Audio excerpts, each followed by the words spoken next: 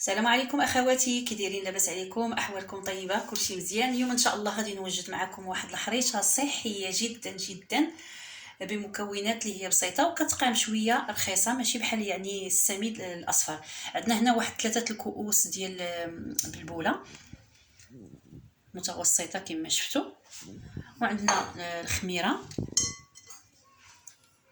هنايا عندنا 3 المعالق كبار ديال زيت الزيتون، وعندنا الملح، وعندنا الزعتر.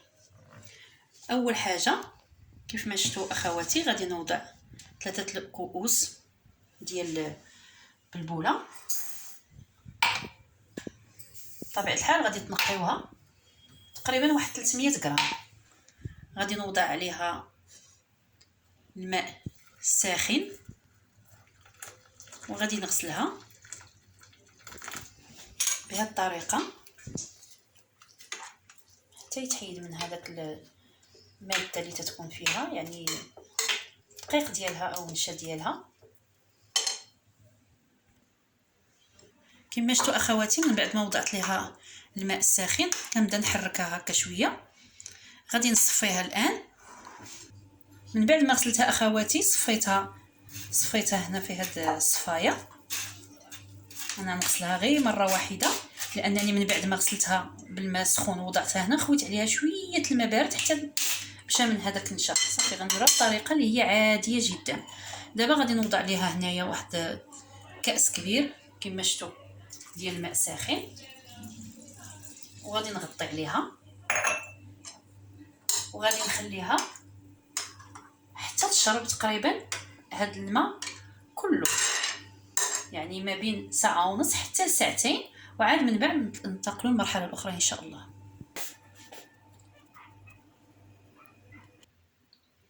من بعد اخواتي ما مرات واحد ساعتين ديال الوقت كما شفتوا كنبقاوها ضعف الحجم ديالها بهذا الشكل وتنفخات، يعني تقريبا شربات الماء كله.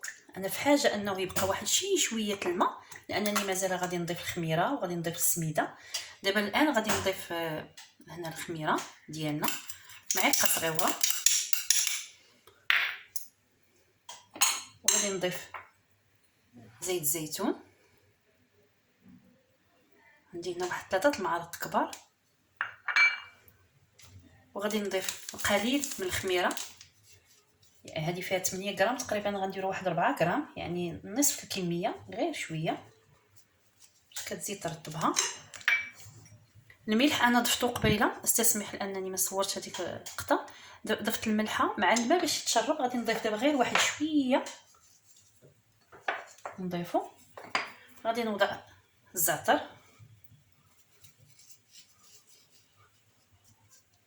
اللي ما تيبغيش الزعتر ممكن يستغنى عليه، وكتماشى معاها حتى الزيتون. الا كان عندكم زيتون كحل مقطع طريفات صغار تيجي زوين بزاف. صافي. ودابا غادي نضيف هاد السميده، كاس ديال السميده رقيقه ولا كاس ديال فينو. صافي. وغنخلط هاد المكونات كلهم، غنخلط غير بيديا.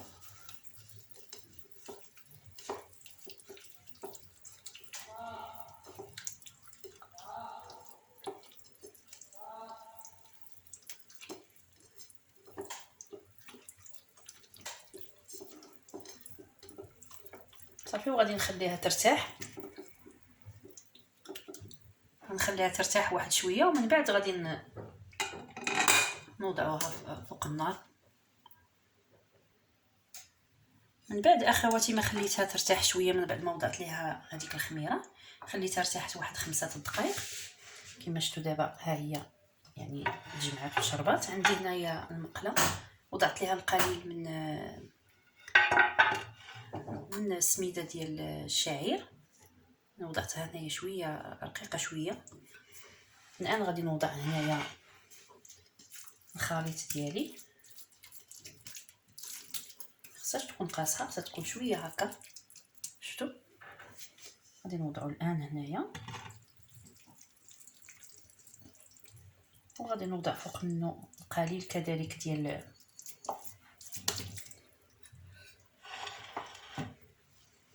نرشو بهذيك السميده ديال الشعير. وغادي نقرصها هنايا.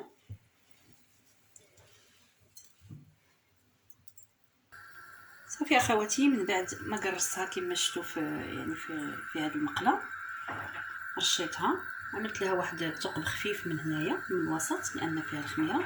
صافي دابا غنخليوها طيب وعاد من بعد نقلبوها. وهذا اخواتي هو الشكل النهائي ديال الحرشه تاعنا من بعد ما طابت وقلبتها. وهنا راني قطعتها، يعني راني ما يبانش لكم هنا، يعني تحب لكم غير يعني هذا، راني مقطعاها هنايا طريفات باش يجيني الفيديو قصير بسرعه. نتوما كما كتشوفوا معنا تجي ما شاء الله هائله، تجي يعني تنقولوا حنايا مقرمله من الفوق ومن الداخل، تجي عندها واحد التعليكه هائله جدا جدا. وكنتمنى انكم تجربوها لانها كتصلح صحيه جدا الفطور، يعني افضل بكثير يعني من الخبز الابيض، ومزيان للناس اللي تيعانوا من الامعاء. كنتمنى انكم تجربوها بالصحه والسلامه، ونتلاقاو في فيديو اخر. دامت لكم الصحه والسلامه والى اللقاء.